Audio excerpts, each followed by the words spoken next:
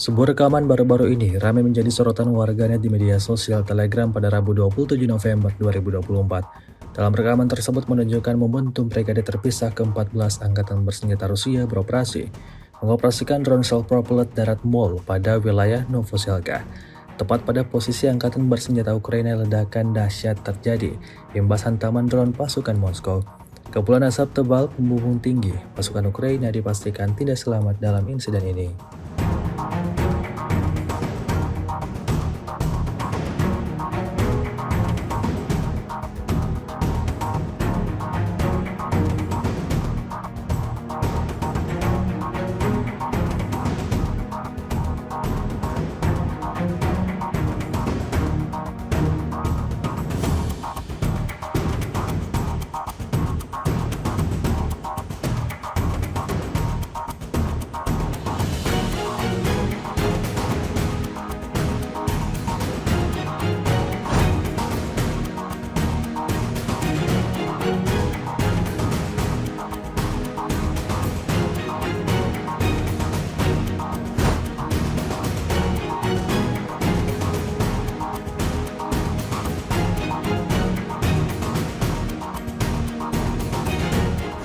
Download Tribun X sekarang, menghadirkan lokal menjadi Indonesia.